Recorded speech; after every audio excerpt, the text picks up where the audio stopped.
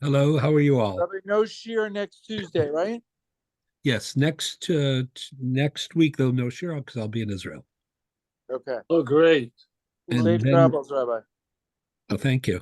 Well, And you can give the shiur, on Zoom from Yerushalayim too, except that you have to do it at 2 o'clock in the morning or something. right. Which is I guess doable, but we'll give everybody a week off, Okay. and So, then I'll let you know it's going forward if there are any other days, any other again Hanukkah. I have to figure out the the shear, the yard site. Let's talk about that maybe before. Is I, it the same? Is same day? The yard site's the same day? Is Tuesday? What day is the I have to yard site? check. I haven't looked at the calendar completely yet, but Okay. So we'll be in touch. Thank you. okay. So there should be new Marmakomos, but we'll go back and forth between of the different Marmakomos. But for Now our now, three sets. what's that? For this year, we have 3 sets so far. Oh, okay, great. So let's begin. I want to talk tonight. I'm going to talk very briefly without the Marmakomos, just very briefly about the Tosis on Beis Hamad Aleph, and then I want to talk about Kol Alam Gavar, which is, we've been skirting around and contrasting it with but it's a Gemara in Bava Basra, and I want to talk about that principle because it really challenges the whole, notion of, a kindler, gentler judicial system. Right. So before we get to that, there's this a very brief thought that I want to share, and that is in the Tosis on Beis Hamad Aleph that we already did a couple of weeks ago, but we didn't do the very end of it, and there's an interesting insight to be gleaned from it. So let's just look before we get to the new Marmakomos. We'll be drawing on the old as well. Let's look again on Beis Hamad Aleph at the third Tosis on the page, the Zen Notel Revia. So just to remind everybody, the Mishnah says Shtayim Oksim Batalis. If two people fight over the ownership or the each one making a claim about the ownership of an object, they're also physically struggling over it. So Zomer Kulishali, Zomer Kulishali, each one claiming that he's the exclusive owner. So the halakha is Yakloku. We divide it. However, the as we've discussed, the second case of the Mishnah is Zomer Kulishali, Zomer Chetzia. This one says the whole thing belongs to me, same beginning, but the counterclaim is different. He says, I admit that half of the object belongs to you, namely that we're partners, but it's not true that the whole thing belongs to you, but half belongs to me. We're partners in this object. So one guy claims I'm the single owner, exclusive owner, and the other guy said we're partners and I own half. So the Mishnah says that Omer Kula Shali Yishava She'ela B'Pakos Migimel Kalakim VaOmer Chetza Shali Yishava She'ela Pakos Miravia Zenoto Gimel Chalakim Zenoto Revia. So we've discussed this a few times. The way that case gets resolved is that we split it up, not half and half, but 3/4 and 1/4, because the real controversy doesn't center around the whole object, because there's agreement that half of the object belongs to one of them, right, exclusively. The real disagreement, the controversy centers around half, and therefore, if each one claims about a half, that that whole of that half belongs to him. So when you split that, when you apply the principle of the ratio to the seifa, you end up splitting the half into quarters, and then you end up that one person walks away with 3/4, and the other person walks away with 1/4. That's the mission. So if you remember, the Balei Tosis and the third Tosis here asked a famous question: V'im Tomar Yehineman Dechetze Shalo Bigu Neman Dechetze Shalo Migudi Bayamar Kula Shali. Why do we say that we split it 3/4 and 1/4? Maybe we could make an argument that you split it half and half. Why half and half? Because the person who is moderating his claim, who's claiming only to be a partner, while the other guy claims that the entire object is his, that person, says the Tosas, has a migu, meaning there's a good reason to believe him because if he were a liar, he has a preferable lie. So what we're saying is, either he's an honest man or he's a liar. If he's an honest man, believe him. If he's a liar, then he has a better lie. So why would he limit the effect of his lie to a quarter? Why wouldn't he make a bigger lie so he can walk away with 50%, with half? So migu di boy toin, right, and matzliach bechetzi, neman lomar bechetzi, that it belongs to him. That's what Tosas asks.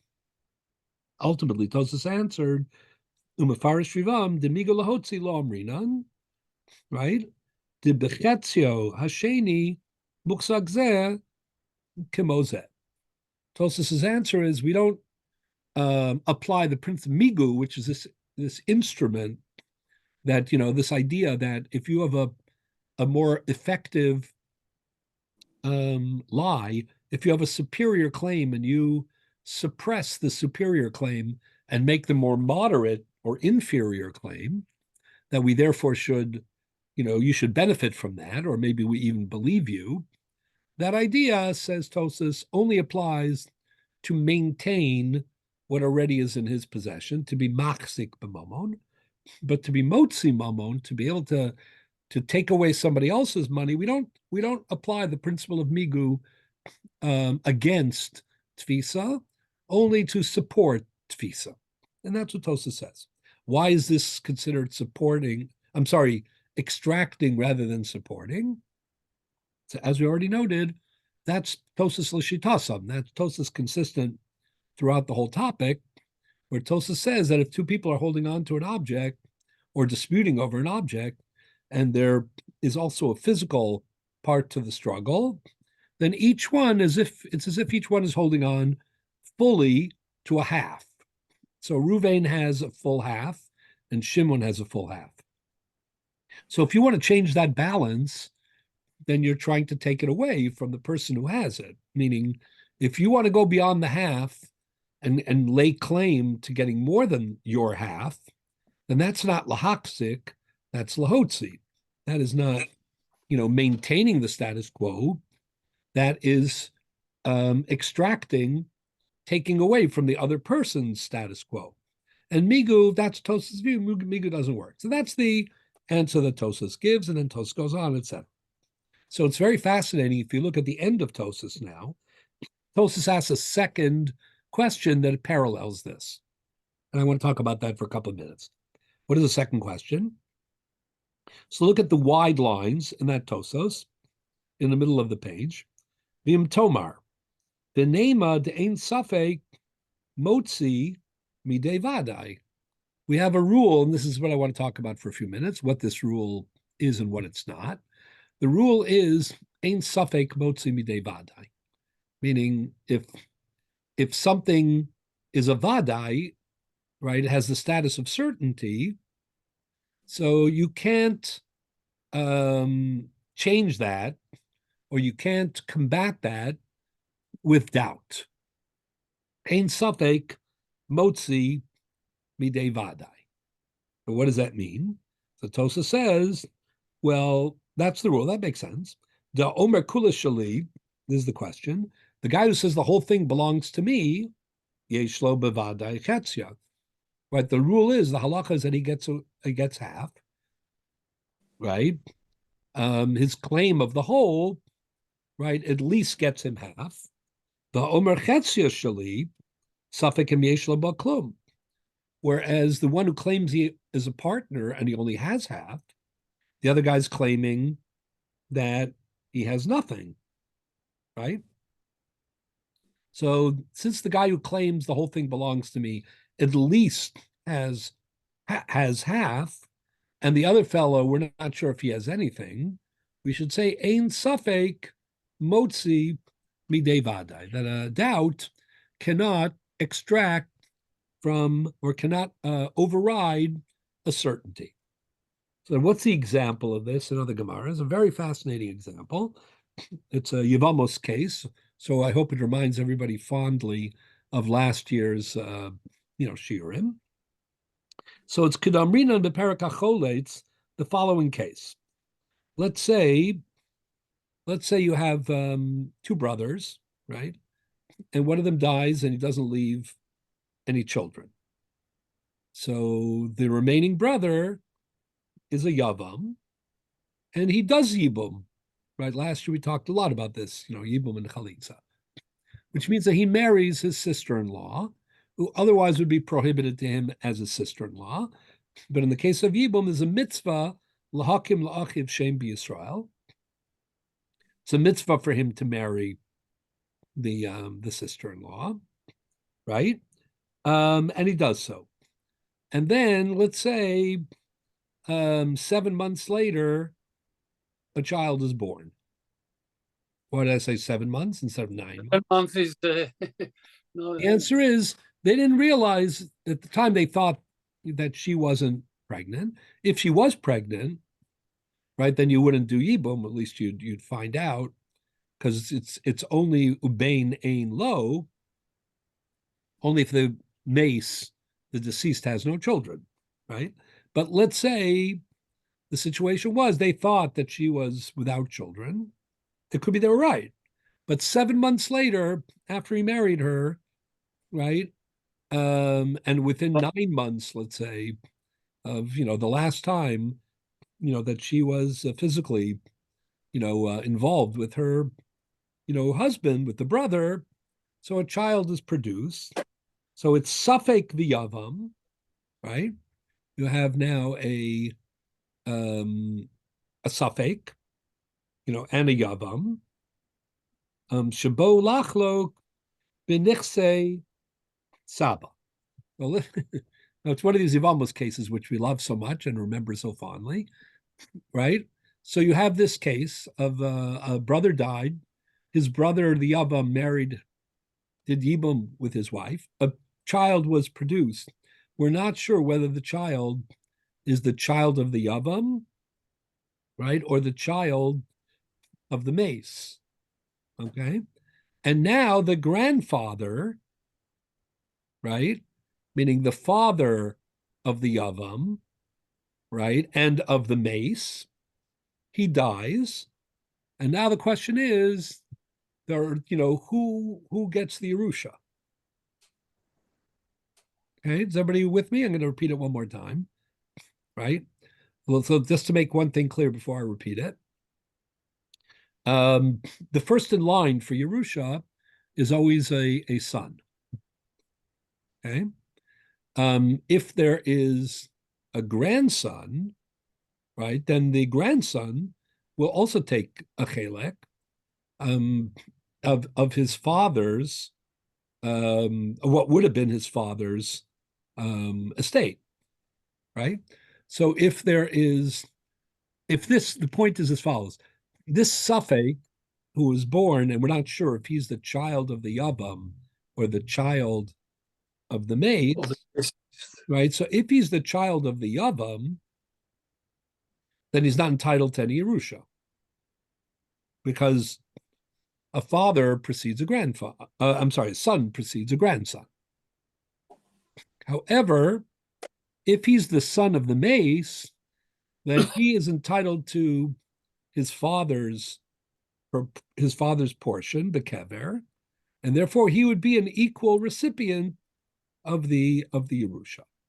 Okay, so when the grandfather dies, the father of the Yavam and the mace, right? And the question is, right, do you split the Yerusha, or do you give the whole Yerusha to the son? So the Gemara says in that case, you give the whole Yerusha to the son. Why? To the Yavam, who is the son. Why? Because he is a Vadai son, and therefore he's entitled to at least 50% of the Yerusha inheritance, right? The estate. The grandson is either standing in the place of the other son, in which case he deserves 50%, but that's a suffix. It's possible that he doesn't deserve anything. So you have a Vadai Yoresh and a suffix Yoresh.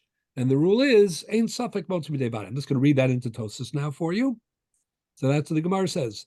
Kidamrinim Beperak HaCholetz, Safek B'Yavam, Shabo Lachlok, B'Nichsei Saba. When you have a child, right? We're not sure if he is the grandson through the mace and therefore entitled to Yerusha, or the son of the Yavam and not entitled to the Yerusha, vis-a-vis the grandfather's legacy. So Safek Amar Ana Bar Masna Ana, the Isli Halga. And in your The grandson says, I'm really the son. He doesn't really know, but he's saying, I'm the son of the mace, in which case he's entitled to an equal share of the Yavam, and I, as his heir, that's called Yerusha Bekever, I'm entitled to half of the property. obviously we're not. Oh, well, just 1 second. Let me just finish this little line. The Yavam Amar, the Yavam says, At Brodidi, right? You're not my nephew, the son of my deceased brother who would inherit his part in the estate. You are my son, in which case you're a grandson, and you're not entitled to any part of grandfather's estate. But 1 second, just so I want to finish the sentence. But leislach lamidi. So the Gemara there says, Havale Yavam Vadai. The Yavam, who is a son, is a definite Yoresh. The Safek, the son of the Safek son or grandson is a Safek, and the rule is Ein Safek Motzim B'Dei Bade. So we give the entire Yerusha to the Yavam, we give nothing to the grandson. So the question is, that Tosas asked, then I'll take all questions. The question Tosas is asking is, what's the difference? Really, what we're saying is the Yavam is entitled to at least 50%. Right? Because the Yavam, because he's a son. He's one, at worst, he's one of two sons. He's the son of the grandfather. He's the son of the grandfather, and there were two children of the grandfather. So at Al Kol Tzara Shelo Tavo, worst case scenario, he deserves 50% of the Yerusha. And why is the grandson a Suffolk? The grandson, because we're not sure. He was born, let's say, after 7 months. We're not sure if he's the son of the mace or the son of the Yavam. Why should it make a difference since the Yavam stepped into the shoes of the mace, so they're one and indivisible? So that's a different question about whether he doesn't step necessarily into his shoes vis-a-vis the Yerusha of the father. That's a question, right? Why not? But that's a discussion. But How you read the Rabbi, Gemaras on Daf Chavdale. We discussed it a little bit last year, but the Gemara is on Daf Yud Zayin, and the Gemara in Yevamos on Daf. I mean, there would be a logic to that to say that he is. That if you step yeah, in, I mean, some Yerushas he does get, no, for sure. But in terms of the Yerusha normally he gets the Yerusha of the, let me explain this way, of the dead brother vis-a-vis other brothers, but he doesn't get the Yerusha of the brother vis-a-vis the brother's son, right? For two reasons. Number one, if it's really the brother's son, then there's really no Yibum. Right? It was a mistake. And what happens if he gives Chalitza?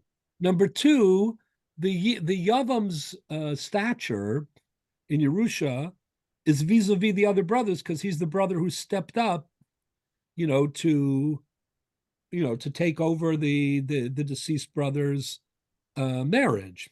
Just to refresh, but you don't have that claim vis-a-vis the authentic son of the mace, right? In Yibum, there's no requirement to wait 3 months. Normally there is. Let's say they didn't, or whatever the case because is. normally there's a penalty if you don't. In other words, there's a consequence. That's all Din Rabbanan, Again, listen, they didn't know, whatever it is, it doesn't really make a difference. This is the case that unfolded. Your question's a good question, but those are all protections. If we knew that she was pregnant, then probably they wouldn't have proceeded to get to the Yibum. The assumption was that she wasn't, right? And No, maybe the penalty is that in cases of doubts like this, you lose out, Mr. Yovam, because you didn't wait. we're not talking about a penalty drabanan. This is a din doraisa. So the Gemara says that. I mean, the Gemara says the reason that the Yavam gets the whole estate is because of the principle of ein safek motzi midei vadai. So what Tosas wants to get from this, I'm going to read the line one more time. It's a very fascinating discussion, right? Is that if you are a vadai in half, and the other fellow's not even a vadai on the half, right? So a vadai on half versus a safek on everything is called ein safek motzi midei vadai. So Tosa says, for example, in our case, if you say kula shali and he says chatzia shali, you're definitely a vadai on the half, right? Since you're vadai on the half, you should be, that should give you an edge on the other half as well, considering that the other guy's not a vadai on anything. Similar to the case where you have these two candidates for Yerusha. One is a vadai son. The other one is a safek that he's a son, safek that he's a grandson. I don't mean he's a son, really. I mean he's ba mikoach, the son, the other son, the deceased son. So therefore, you have again, he is vadai and chetzi, and the other guy is safek even on chetzi. And we do say ein safek motzi midei vadai. So here too, we should say he's vadai on chetzi. The other guy is, safek on anything, and therefore you should say ein safek motzi midei vadai. That's Tosas's question. Is it comparable or not? I'm sorry, there was a question before, or we answered it through the explanation. No, I was only asking about if there is a chalitza, what happens then? No, if there's chalitza, there's no grandson. There's no safek. So it's a grandson. If there's a chalitza and then there's a birth, then you didn't need the chalitza, but then the only person that she was involved with was her deceased husband, and then he is the son of the son, not the son of the Yavam. Right. So that wouldn't be a problem. Problem is that when he was born, we didn't know, whether he belonged to that father or that father. Yeah. Exactly. And the difference is that, again, if he belongs to the Yavam, then he doesn't have any rights in his grandfather's estate as long as there's a son. Right? But if he is the son of the mace, then as the representative of his father's part of the family, right, he steps into that role, and then he's entitled to 50% of the estate. So basically, when the Gemara says he's entitled to nothing, because since we're not sure about his status, and we are at least sure about the other fellow's status vis-a-vis half, right, we say ein safek motzi midei vadai. So Tosa says it's the same thing. Why here don't we say it? There we do say it. Okay, so we'll get to the punchline in a minute. So Tosas gives an answer. The Shlomar, the Hasam Yavam Shu Beno Shel Saba have a Vada Yorsho. V'leyotzi asafek b'safek mamono.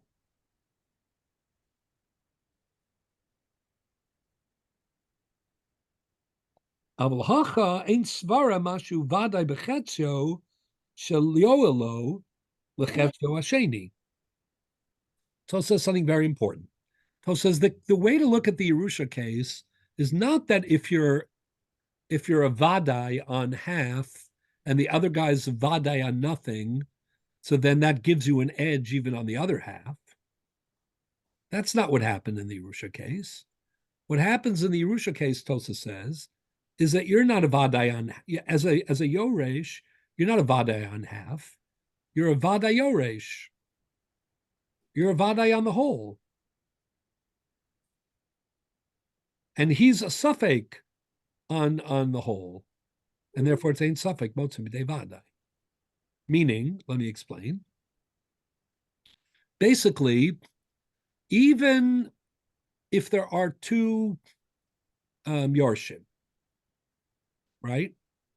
Or we're not sure if there are two Yorshim, let's say. So each person is a full Yoresh. And on another level, you might even say each person's entitled to the whole Yerusha. The only thing is the pie doesn't cut that way, meaning, if there's $100, so you say, oh, each Yoresh deserves $100. But there are two of them, so they're going to end up with 50. But are they ending up each with 50 because each one only has 50? Right? Or because each one has 100, but there are two of them. Right? So that's what Tosas means probably when they say he's a Yoresh Vadai. But in the case of Chetzia Shali and Kula Shali, just because he's a Vadai on 50%, that doesn't give him an edge over the other 50%. Right? So what happens to the other 50%? Where does it go to? Or to whom does it go? So the Mishnah says that we split it and it's 3/4 and 1/4. Oh. What Tosas was asking was, why is it 3/4 and 1/4? It should be 100% to the guy who says Kula Shali. He says Kula Shali, and the other guy says Chetzia Shali. Say ain't suffix motzim b'dei vadai. Because he definitely is walking away with 50%. So if he's walking away with 50, give him everything. Right? Right. That's what Tosas is asking. Tosas, and just like the Yoresh, right? He's definitely getting 50%. The other guy's not, we're not even sure if he deserves 50, so we're giving him 100%.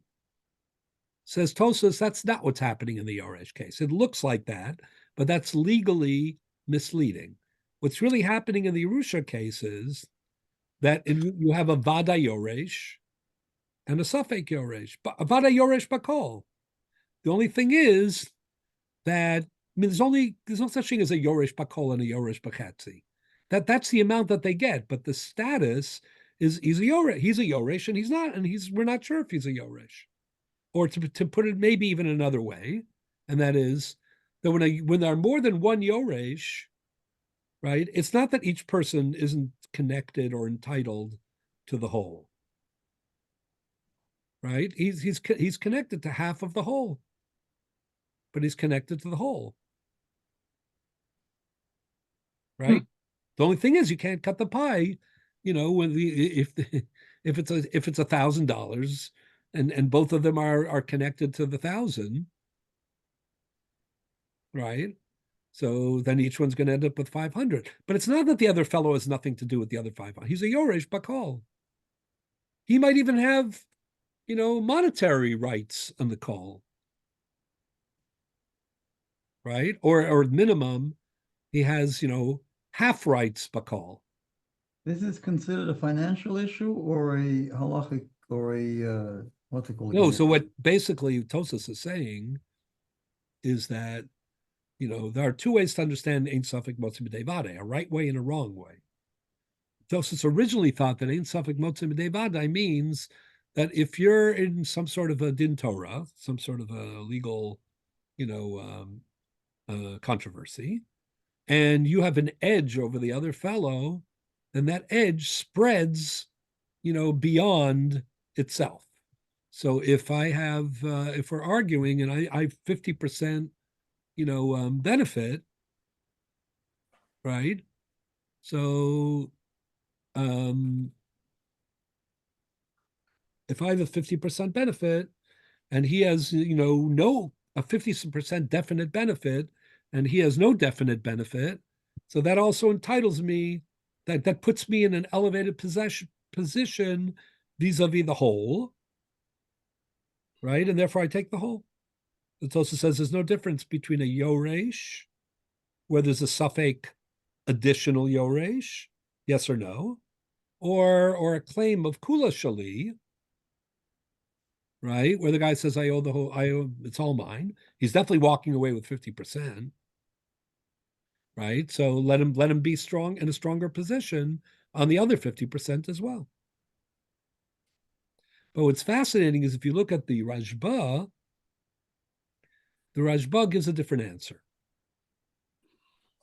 Before we get to the Rajba's, no, I'll speak about the Rajba's different answer. The Rajba says the following.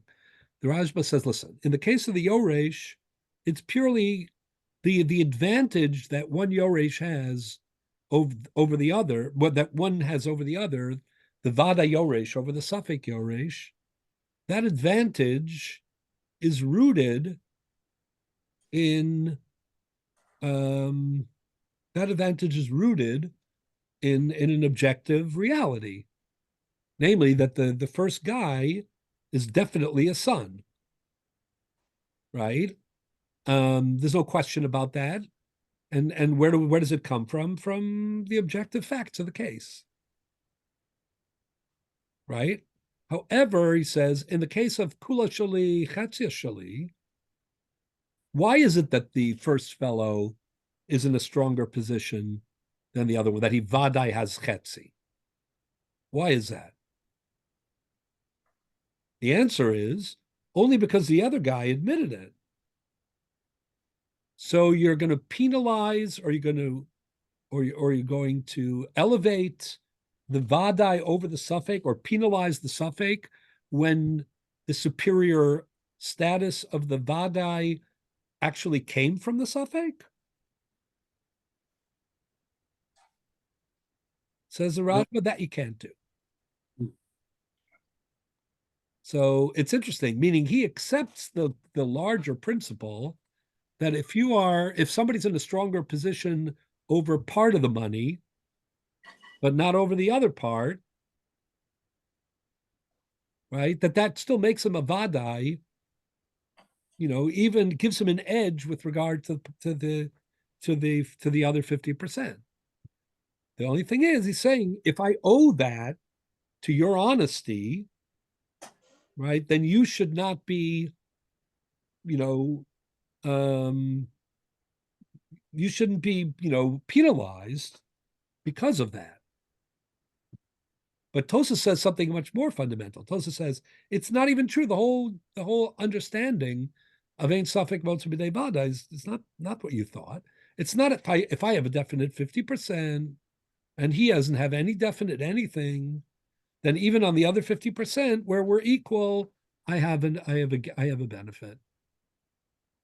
That's what the Rajba is saying. The only thing is the Rajba says that's true, except it can't. If you gave me my benefit, and you're claiming, that this consequence is not true, then it's hypocritical, or at least unfair, right, for your own admission, right, to work against you. But this idea that you only say Ein Safek Motzei B'dei Vadai when the Vadai extends to the total claim, whether that's the status of a Yoresh or the actual rights to the money, that's not true. We don't limit Ein Safek Motzei B'dei Vadai to that. That's a very interesting argument. So what I wanted to add, though, is the following.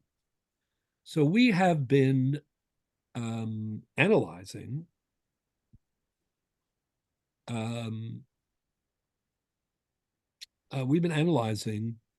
the status of two people, right, two rivals grabbing the same object simultaneously, for weeks. That's what all these. It looks like we're on Beis Amud Aleph, but we've been doing Beis Amud Aleph, Beis Amud Beis, Gimel Amud Aleph, Daled Amud Beis, Vav Amud Aleph we did last week, Zayin Amud Aleph, Zayin Amud Beis. These are all Gemaras that we've seen already in Bava Metzia. They all revolve around the question: how much Vadai Tfisa, right, do you have? So I wanted to add to all this is as follows. Is it true that when one person says Kula Shali and the other person says Chetzi Shali, right? So is it true that, he's only Vadai on Chetzia, and therefore the projection is, can Vadai on half, give you a stronger claim to the other half? Is that really what's going on? Because maybe what's really happening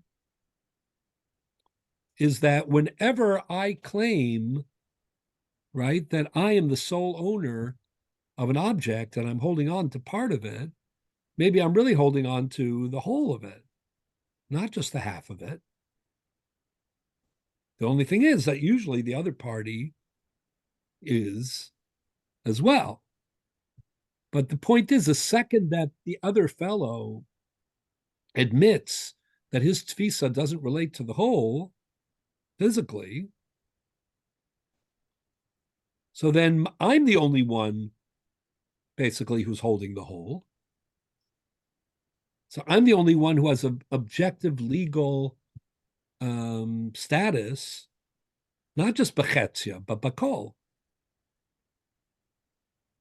And if that's the case, then that maybe understand why Tosa says that we should apply the principle of ein safek motzi midei vadai. All things being equal, we should apply the principle of ein safek motzi midei vadai.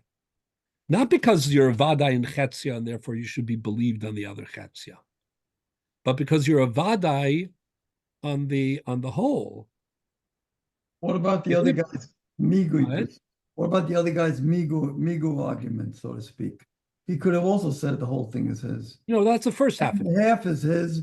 He should be believed. So there's an offsetting. So that's the first half of Tosas that we did already, and the answer Tosas. That's this other argument. No, but I'm saying Tosa says there's no migu lahotzi. But we're not talking about hotzi here, really. We're talking about credibility here. What we're saying is that the reason that we're extending this idea of vadai and what's it called again, to even the only vadai and part, is because that should give him so we're applying a spur to it. So for credibility purposes, okay? So we say his credibility status is higher than the guy who's only half. Okay. So that's what the Rajba and that's what the Havamin of Tosas was. I'm just saying, if you take the view that the maskana of Tosas is, that's not ein safek motzim b'dei vadei. Ein safek motzim b'dei vadei only applies not based on credibility, but based on the fact that you already have a hold on the whole. The only reason that you wouldn't walk away with the whole is because there's somebody else who also has an equal hold on the whole. But he's a doubt. So his doubt can't take away from your vadai on the whole. When I hold on to the talis and you're holding on to the talis, and I say kula shali, if really I have a tfisa bakol, just that normally you would, if two people have tfisa bakol, so,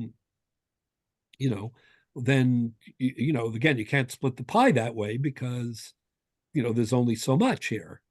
It's only $500, so you can't give each person $500, right?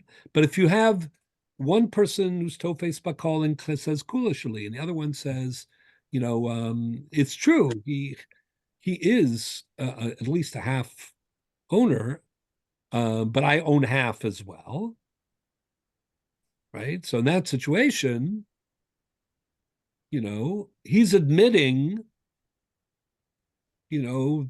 that my tfisa is acceptable.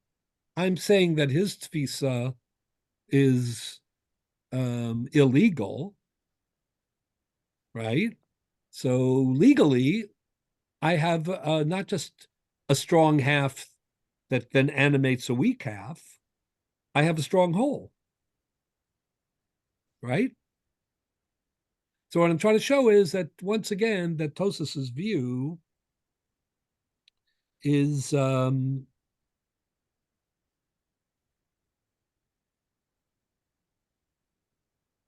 again, once again, Tosas's view of the nature of Shnai Mosa Batalis, just like it affected the Migu question, also affects this question of Ein Safek Motzi Midei Vada. Okay, good. Now I want to talk about, is everybody clear about that? Hopefully. Okay, now I want to talk about Kol Da'alim Gava. So let's remind everybody what Kol Dalam Gavar is for a moment. And we said we would talk a little bit more about it.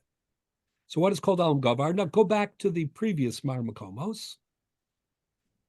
Not the one we're at and not the next one, but the one before that.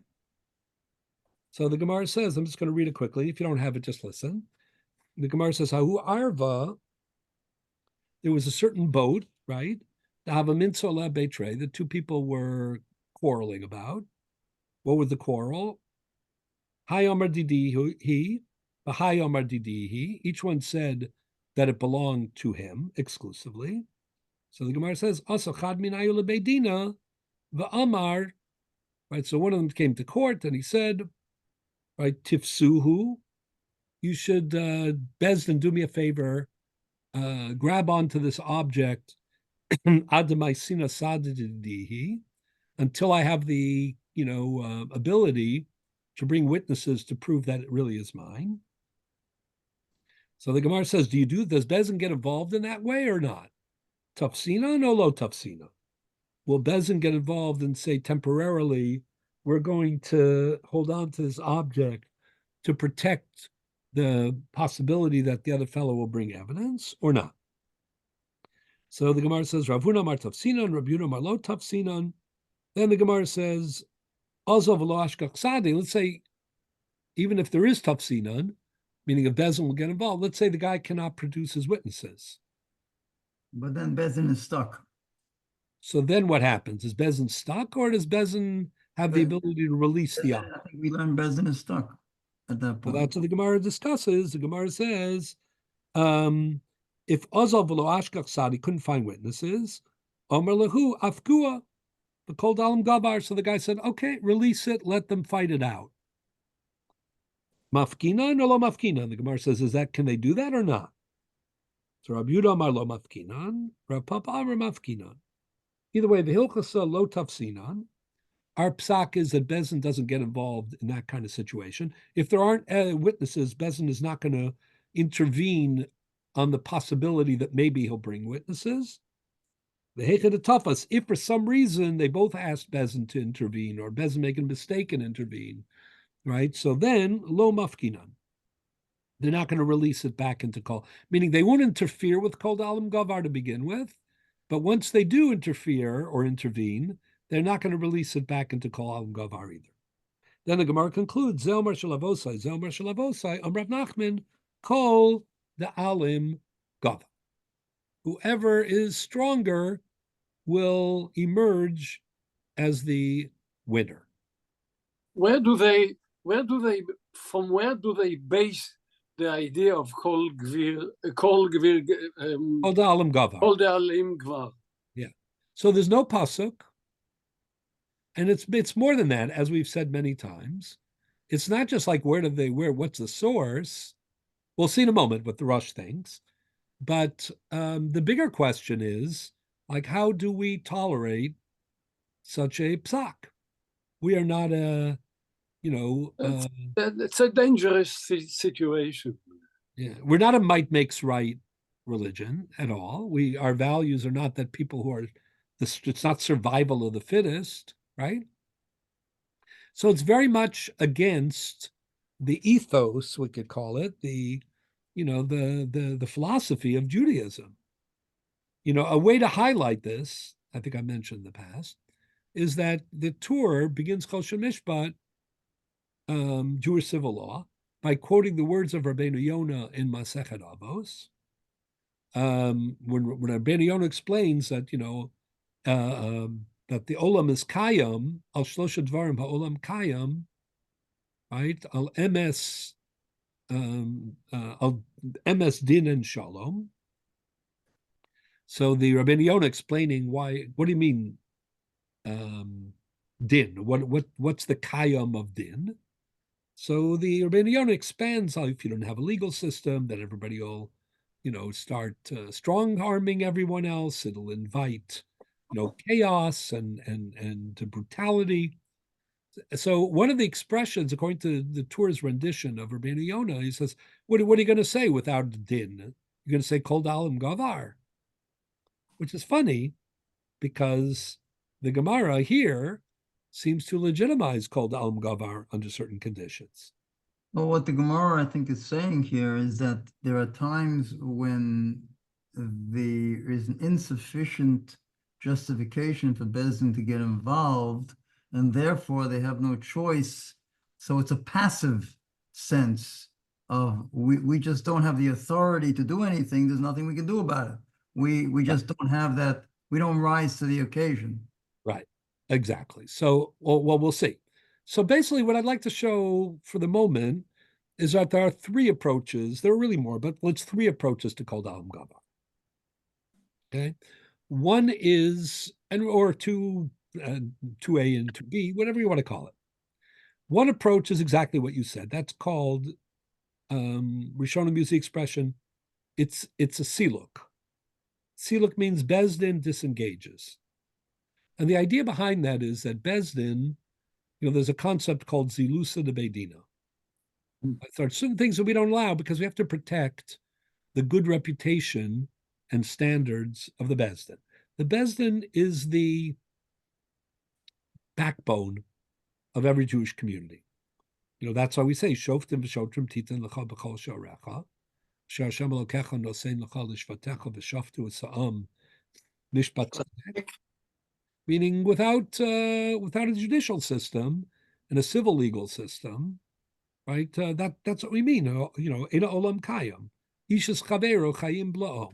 But in order for Bezdin to be effective, their reputation, has to be protected. I don't mean protected in an unacceptable or unsavory way. I'm not talking about a cover-up.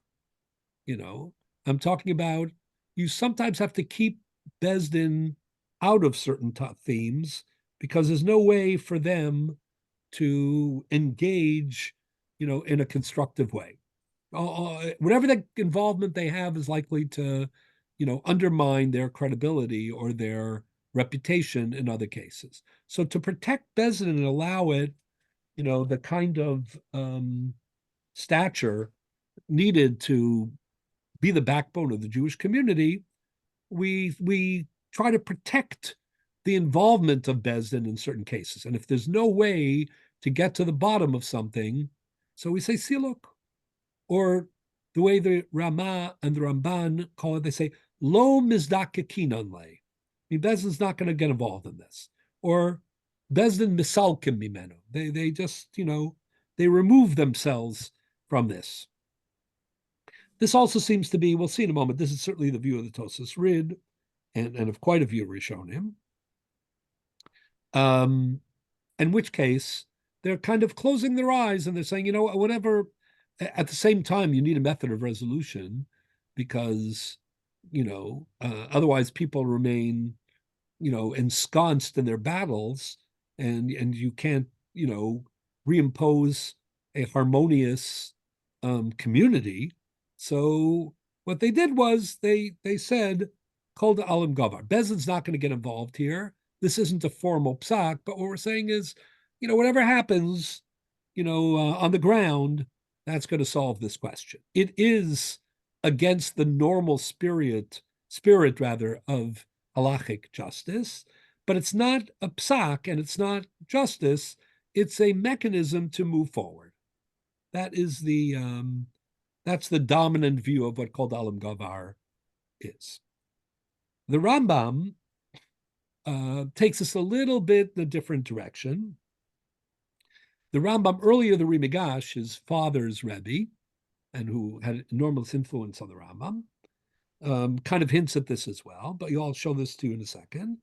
The Rambam's view is we want to create facts on the ground that establish tfisa, or amotzi mechavero olav araya. Yeah. And since normally we have a principle, and that is that tfisa la'achar leidas hasafek, if somebody grabs something after Bezdin already knows that it's controversial, that tfisa doesn't do anything because it's not motzi mechaver olav araya, it's after there was a dispute already. However, in the case of kol da'alam gavar, it's a rare exception where, because we have no other recourse, we want to create a motzi mechaver olav araya even after the safek. And that's what the Rambam says in Perek Tesvav if you look in these Marmakomos, Perik Tezvav, Hilchos Toin Viniton, Halacha Dalet. It's on page 3.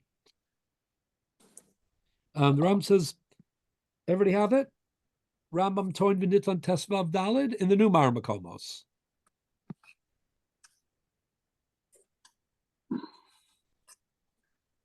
Shnaim Shehoyu Orin Al Asadeh. Everybody have it? It's towards the bottom of page 3.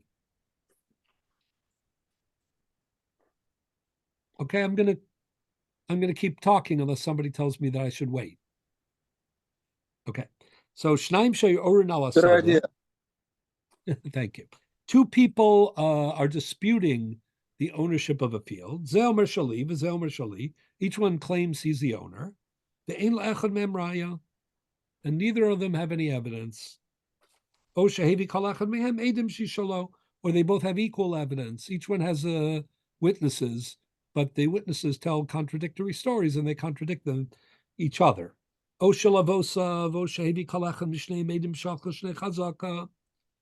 Vashnayim she'idu bahen, Elohin hashnayim atzman she'idu bahen elu. So what's a din? Menichin osa biyadehen. We don't have anything to do, so we leave this disputed object with them. The kol miskaber, and whoever emerges with it, victorious, yered ba. This is the key line. V'yeh ha'acher motzi miyado. The Olavaraya, and then the other one now, he comes under the rubric of Motzi Mechaver Olavaraya.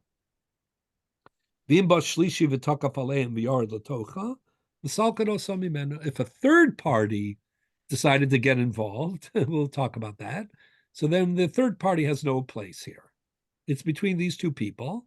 So what does the Rambam say? Something very amazing, which the Rimigash kind of hints at, and that is that the goal, we said before, what is Kol Dalim Gavar? How could you justify such a thing? Might makes right. We're encouraging violence to solve a legal problem. The answer is no, not really. What we're saying is we can't allow Bezdin to intervene here because it would undercut their reputation since there's no basis for a decision one way or another. So in this case, we're letting the law of the jungle allow us to move forward. But the Rambam says something a little more than that. The Rambam says that Bezdin doesn't get involved. They just let them, let the dispute get solved by its own right. But the addition of the Rambam is, this is a way of creating a new de facto Motzi Mechaber Olavaraya. The goal of Kol Da'alim Gavar is to be able to move forward, but not just to disengage, but to disengage in a way that allows for, given this reality, a new legal Motzi Mechavero Olavaraya. Seems that the Seems Rambam unconscionable. It seems unconscionable because they first come to Bezdin because they cannot agree, otherwise they wouldn't have come to Bezdin. Now Right. they come to Bezdin and Bezdin says to them, settle it on your own way, whichever way you want Right. to. Right. Why But did that's they come to it's Bezdin not to begin with if unconscionable. they It could have would, settled it between them?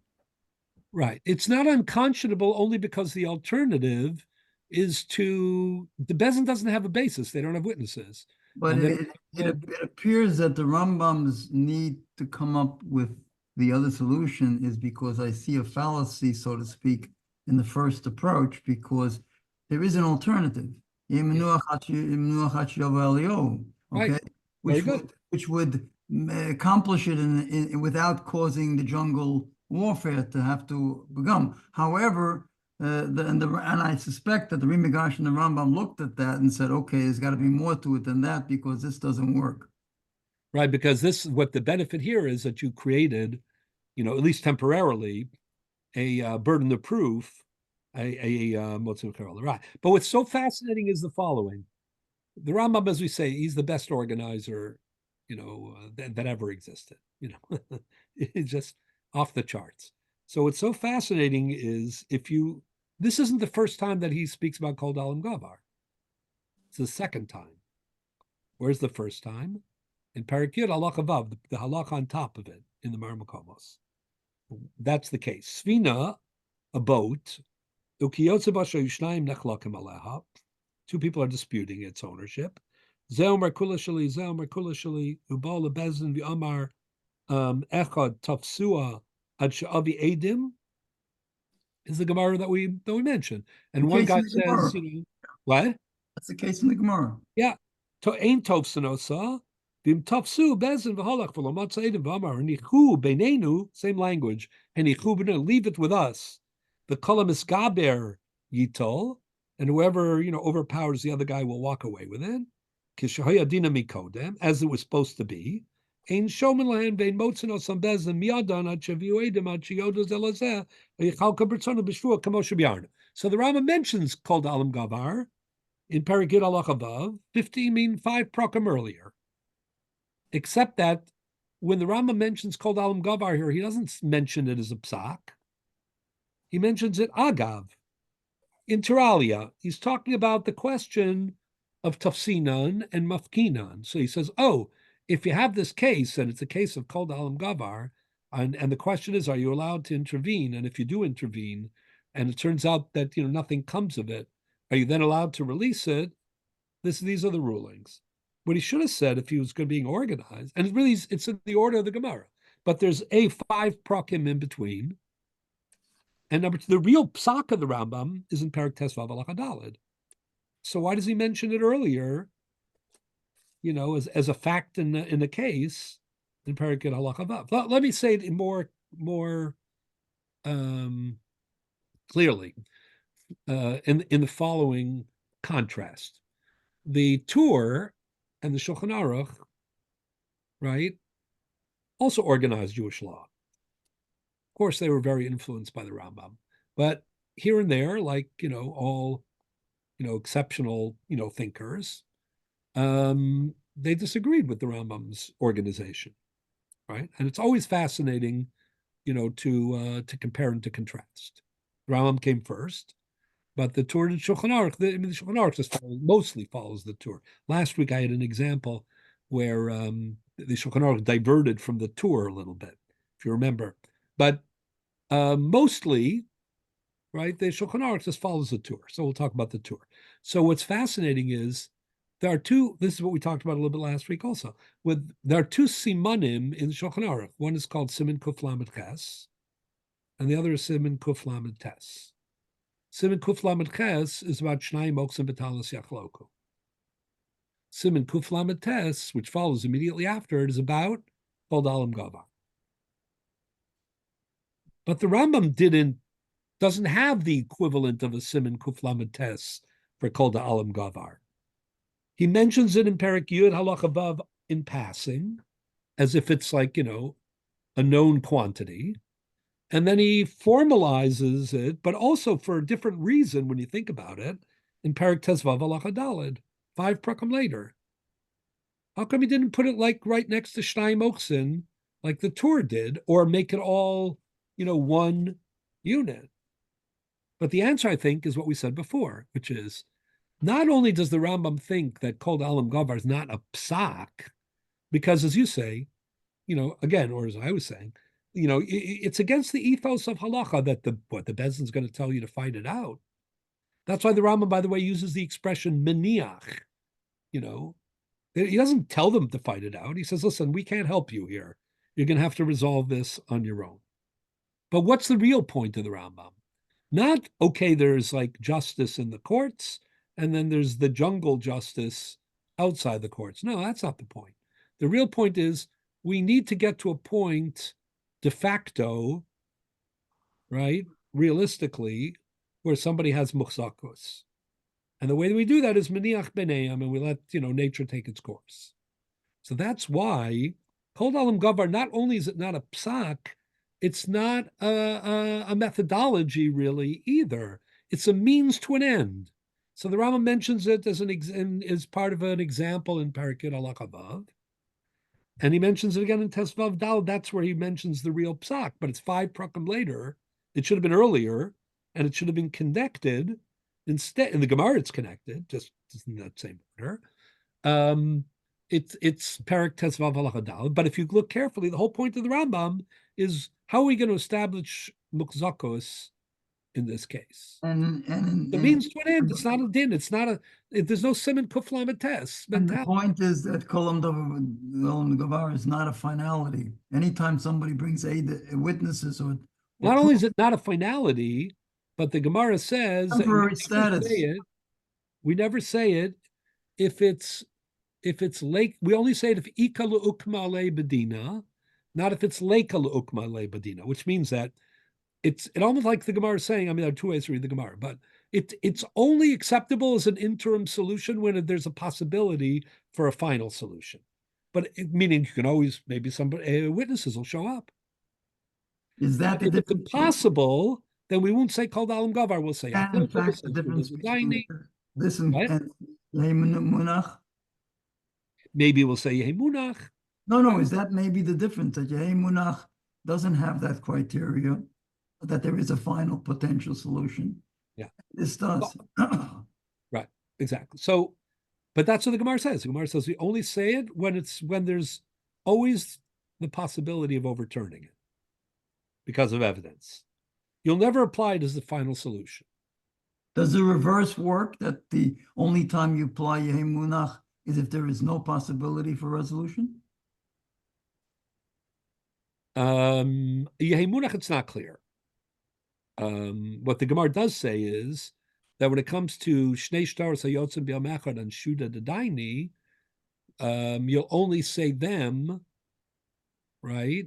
B'de leika le'ukma dina, when it looks like you've exhausted all of the possibilities and there won't be further evidence. When, as things stand, there likely will never be more evidence. But called alam gavar, you say only when likely or a good chance there's an opening for more evidence, which is fascinating. I should add that the Rambam doesn't mention that about called alam gavar.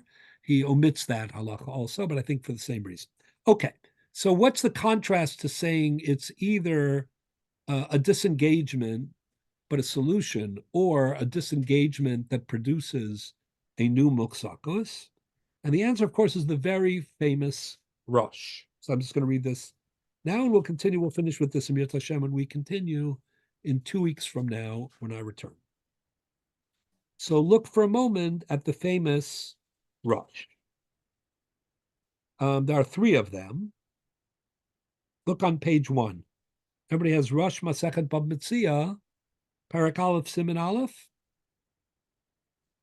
This is the local Rosh. The Rosh says the same thing in 3 places, but it's interesting that his emphasis is a little bit different. But at least we'll get through one of them, and then we'll stop, and then we'll pick up next time. So look at the Rosh. The bottom piece on page 1 of the new Mar Makomos. Shnai Moksim Batalis. 2 people grab onto an object. Zeh Omar Ni Mitzasiya, Zeh Omar Ni Mitzasiya. Each one says, I found it. Ubemokom Shehi Shal Motza, Kagon, Be'ir Sheruba Kutim. What? Whatever. Zeh Omar Kula Shali, Zeh Omar Kula Shali, Zeh Shava Shema Pakas Mechetzia, Zeh Shava Shema Pakas Mechetzia. This is the Mishnah. The Kim the Shneim Boim Lefanenu Muksakim Begufatalis. Since both are in our presence and they're both holding on to the object, we have to paskin that they divide it. Yeah. The kol davar she'anu roim biyad adam, because anything that is in the hands of a person, a single person, he has tfisa, in other words, we apply the principle of motzim b'chaver olav araya. We treat it as if, since he's in control of it, the presumption is that it belongs to him. Afapi sha'acher ma'arer v'omer shalihu, even though the other party is complaining and challenging and saying it really is his. But since it's in the possession of Ruvain, notwithstanding Shimon's irur, his complaint, what we say is that, the presumption is it belongs to Reuven. Kidamrinan, Gabinaskid Rababa, the Chashvina Lekagazlan, Avagav the Omar Didichat. We talked about this earlier.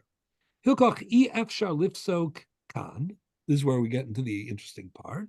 Therefore, we cannot apply here the psak of Kol da'alim gavar, the law of the jungle, right? Whoever wins keeps it.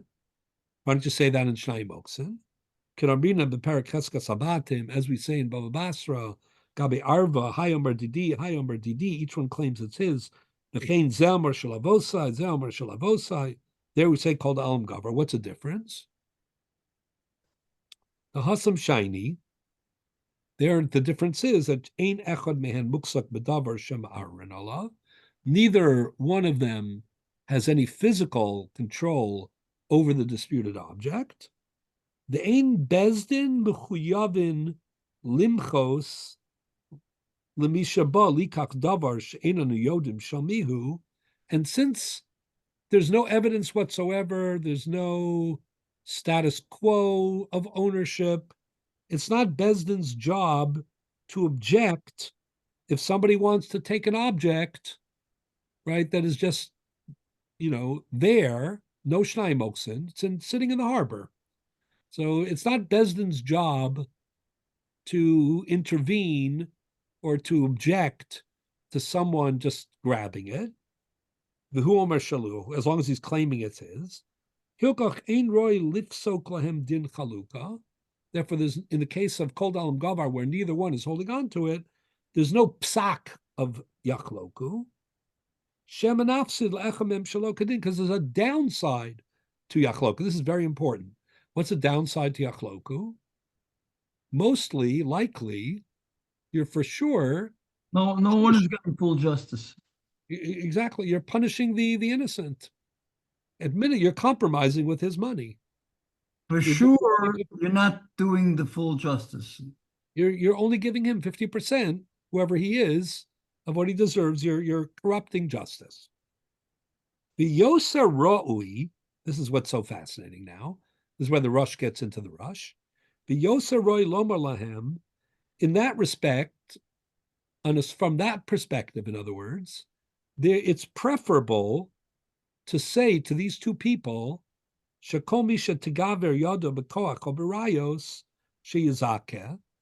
whoever overpowers the other will win. That's in some respects better than splitting it, where you're definitely miscarrying justice. Why? So here's the Rosh's big chiddush, one of the most famous Rushes ever. The somchin al, you're relying on the fact that psychologically, shemi shahadin imo karov lahavi rayos, that the person who really owns it is more likely to be able to expend the effort and to want to expend the effort to prove it. But at what point would that happen? One second. The ode, moreover, shemisha dinimo moser nafsho lahamida shalo biyado yoser mimashu oser ha'acher nafsho ligzol. The motivation and the adrenaline of the real owner who's, fighting for his object and for justice, right, is greater than the commitment of the thief. A little like Shlomo and the two babies. Yeah, well, if it's just a lark, basically. The ode, Yomar Zeh, as the thief will say, Ma betza she'em nafshi, how much effort should I put into this? After all, Vayom Elamachar Yavi Raya. Easy come, easy go. Yadi. Remember, I said in response to your question, this is not a law. This is an interim solution by definition. It's the case where there's always the potential to find justice at some point. So the thief is going to invest so much energy and effort and adrenaline, and then it's going to be taken away from him eventually anyway when the guy is able to prove it. Right? Therefore, says the Rush, the chiddush of the Rush here is he is psychologized, Kol Alam Gavar, to give the edge to the deserving owner. Now, of course, we all know that there are exceptions to the rule. There are lazy owners. There are just, incredibly tenacious thieves. Sometimes it's just, one person is personality, can't fight with people. The other people, are stronger physically. they're more, they have less shame and busha, psychologically. We all know that there are exceptions, but with notice the language of the Rush, which is this somchin al zeh. What he's saying is the benefit of kol da'alam gavar over yachloku in certain cases is that you're not definitely compromising because there's a possibility you're going to hit a home run, meaning the right owner is really going to emerge with the object. Number two, this is not saying, either way, it's an interim solution, not a final solution. Number three, right, the motivation, the adrenaline, the tenacity of the real owner and the limited, worthwhile investment of the thief, all that combine for us to be able to rely on the fact that Kol Dalam Gavar has a good chance to produce the real winner. We're not glorifying law of the jungle. What we're saying is in this circumstance, right, it's not just arbitrary and it's not just might makes right. It's a situation where the one who, emerges as the victor based on what seems like law of the jungle is animated by justice, and the other fellow is limited, right, by his perfidy in a way. Okay, so that is the big chiddush of the Rush. The Rush found a semi. Notice he doesn't say this is full proof. He doesn't say. He says v'somchin al zeh. Right, there's a benefit to Kol Dalam Gavar in that you might hit a home run, and not only that, but it's not just 50-50. It's, I'm making up the numbers, it's a 62% or 70%, possibility that the right person's going to end up with it because he's more motivated, he has more adrenaline. The other person, could very well, end up losing, no matter what, because justice is not on his side. It's only a matter of time, till the evidence actually, comes up. So knowing all of that, and he'll look even more, ludicrous, in the end of the day. So because of all that, Kol Dalam Gavar has a superior aspect to that. But you're never going to say it if it's Shnai Moks and Batalis, because you're not going to take it away from each person or either person in order to say law of the jungle. You can't initiate Kol Dalam Gavar. You can only have Kol Dalam Gavar when there's already no other claim or legal status that is operative in this case. So if it's sitting in the harbor, right, and no one's boarding it, right, or it's sitting on the floor, Rishus Harabim, and no one's holding it. So in that situation, you could say, you know what? He's making a claim. Bezin, we have no basis one way or another to make this decision. So since A, it's interim, B, there are good psychological reasons to think, that the victor is also the rightful owner. So there's a benefit to this approach under these limited circumstances. That is the idea of the Rush. Okay, good. So any questions, or we're clear? Actually, I'm a Yeah. little confused by the fact that the Dayanim are saying if it's an item of relatively small value, we'll get involved. If it's No, value, it has nothing to do with the value. well, if you said something you can hold on to versus a piece of real estate's almost always going to be worth more. And here it's saying, well, we're not even going to try to solve the problem, as opposed to coming up with a solution for an item of No, it has lesser nothing value. to do with the value. I don't know where you got the impression. This has Well, zero. to me, something you hold in your hand like a talus or an object is going to be worth less than a piece of farmland. No, that's true. But the value of the disputed object in all cases is not relevant to this to these methods of resolution. It can be worth very little. It can be worth a lot. Remember, one of the cases of the talus that the Gemara has on Zion Omen Aleph is that it's embroidered with gold. All right. So, And this does apply. These laws apply to real estate in theory, too. So it's not the value. You know, the Gemara says, and the Mishnah says, and Gemara elaborates in Bab Metzia that din pruta kedin mea. Right. When it comes to law, mostly, I'm not saying always, mostly you can't differentiate, based on the amount. I mean, like in America, there's something called small claims court. That's a different story. But meaning depending on the value, you don't necessarily there's maybe other frameworks or institutions. Yeah, but you don't say kol de'alim gvar.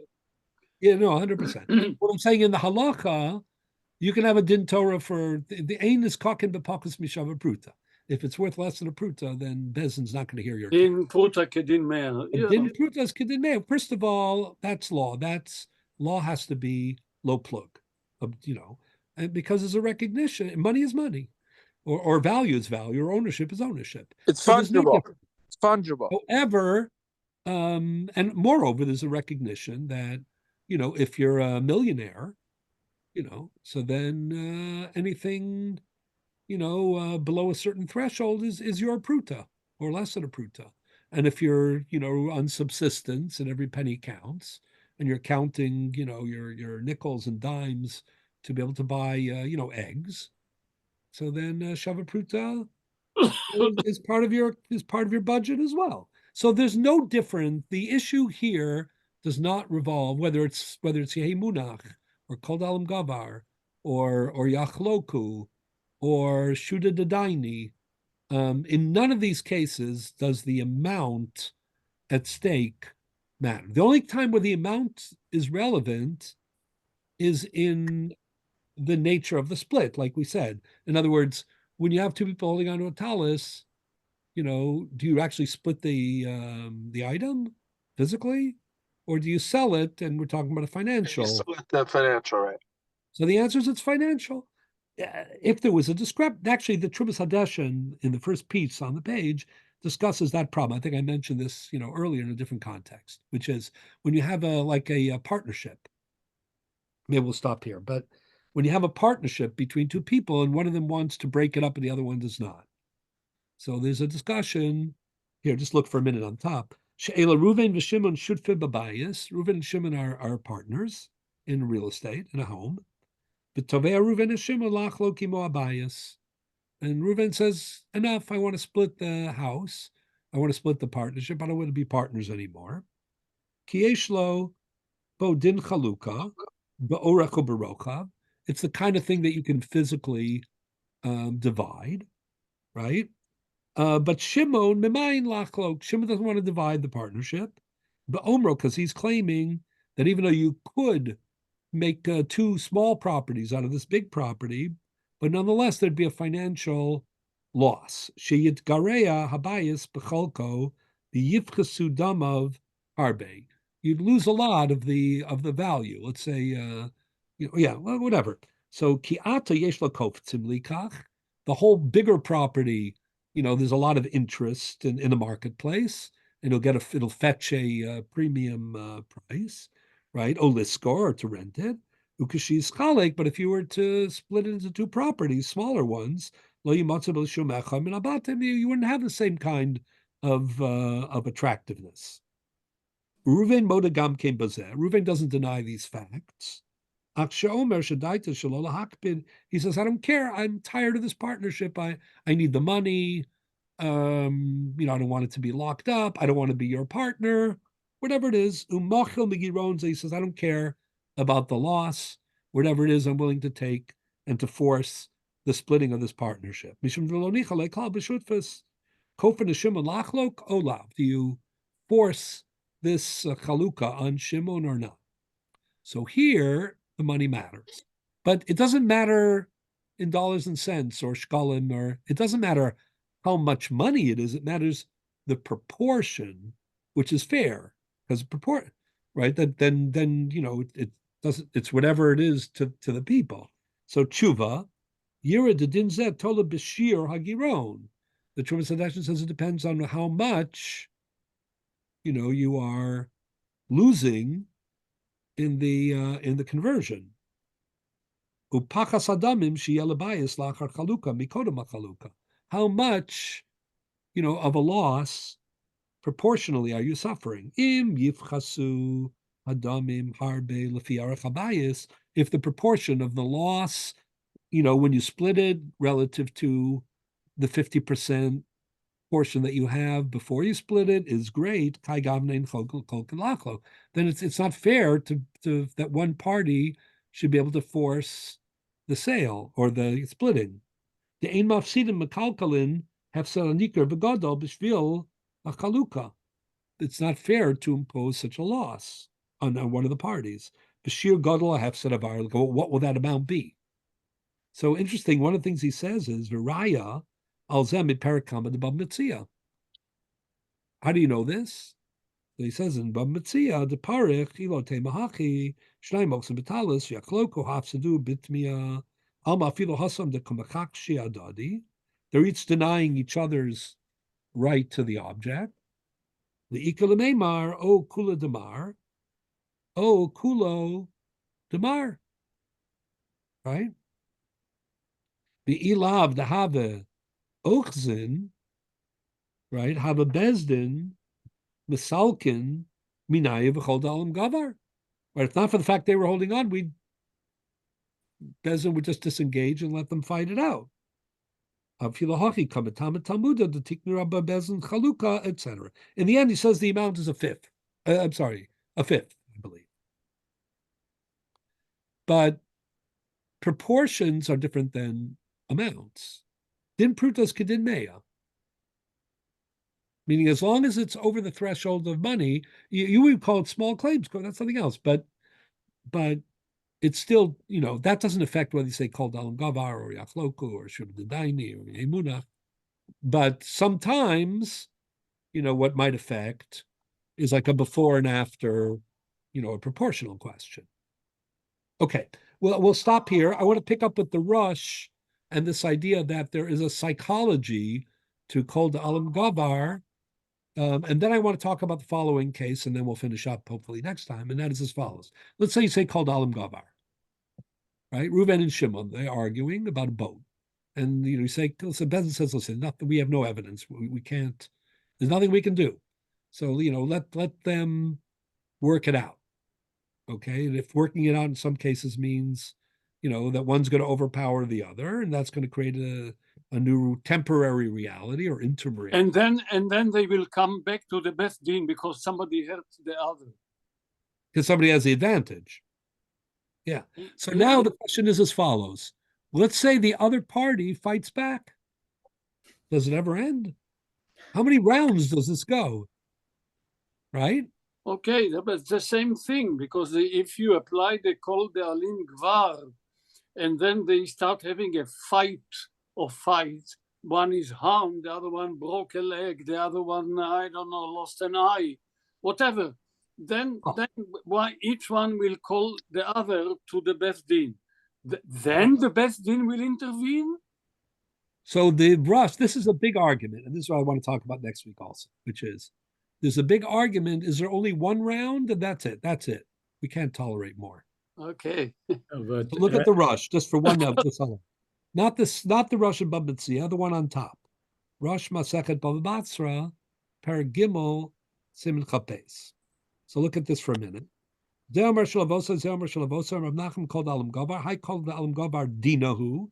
The Kol Misha Gavar Biodo Bepam Rishona. Notice the language of the Rush. Whoever wins round number 1, the initial struggle, Ushalo. Ad Shiavi Chaver Raya. The other person has the burden of proof. The Kozman Shalo Yavi Raya. Afim Tegaver Yado.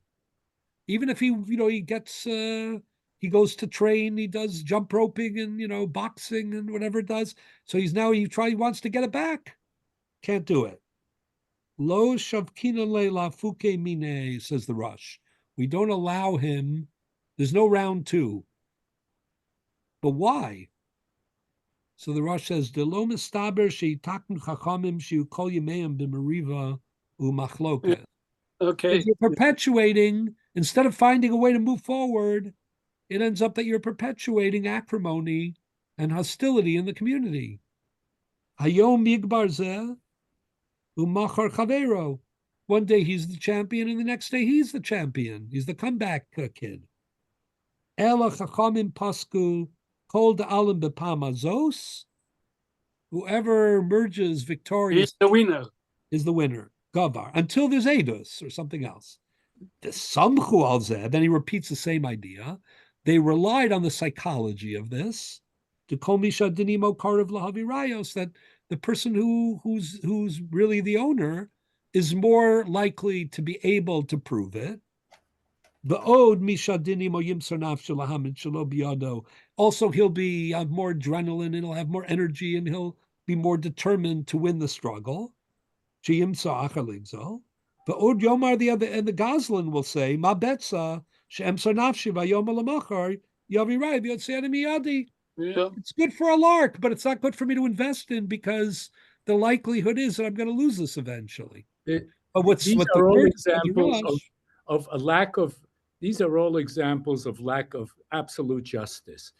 What the Besdin is doing or should do is either an arbitration or mediation for the sake of peace, knowing full well that they will never get down to an absolute truth and judgment of absolute justice, that no matter what they do, but that is better to have a inaccurate or unfair mediation and arbitration than to have two people fighting it out. Well, it doesn't have to be physically fighting, of course. But either way, no, we understand that by the time they leave the court, both are dissatisfied equally and both are satisfied equally and are willing to continue on in a peaceful manner. No, I understand what you're saying. That isn't that isn't the halacha in this case. But and the other case that you cited about the partners that want to divide up, that's easy. Let the partner that insists on leaving the partnership take the depreciation of the value of his half. No, if he's willing, then it's not a question because then you don't have the loss. The question is, can he, as a partner, can he force the dissolution of a partnership, even if he doesn't want to swallow that loss alone? I mean, he's going to swallow his part of the loss. You're asking him to swallow both parts of the loss. But the partner that wants to dissociate may be particularly a skilled businessman, knowing full well that in short time, not having to have the burden of carrying his partner with him will be able to make up the difference. Well, that very well could be, but it equal could, it doesn't have to be. But anyway, so what just to leave you on this note, the Rosh's idea is that there's only one round. But what I want to tell you now, Tosas on Vav Amud Aleph and the Hagos Mamunios. With or without swords? What? With or without swords? No, we'll try to leave the swords out. We'll make it, as bloodless as possible. Karate, I don't know. But there are those who disagree, and they say that it doesn't end in round one. So we'll talk about that next time as well. The Shita Mekubetzes. I want to talk about the implications that's a little bit, and I want to talk briefly about a third party. Let's say a third party comes, and two cases of a third party. Let's you have these two people, they're fighting it out. A third guy shows up and says, it's actually mine. I like that. Or let's say he shows up and he says, listen, each of these fellows claims his, but each denies the other fellow's claim. So I don't have any claim, but I'm going to pick it up for myself because their claims are contradicted anyway.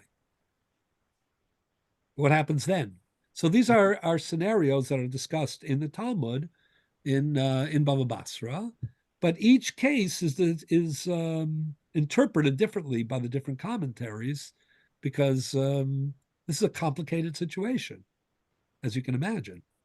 Okay, so we'll pick up with this jungle law, if you will.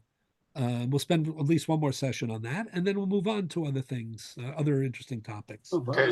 Have a great trip. We'll see you in a couple of weeks. Safe travels, Rabbi. Good night. Thank you very much. Thank you, Rabbi. We'll Good pick night. up in 2 weeks. We'll look Shalom, forward. Okay, good night. shalom.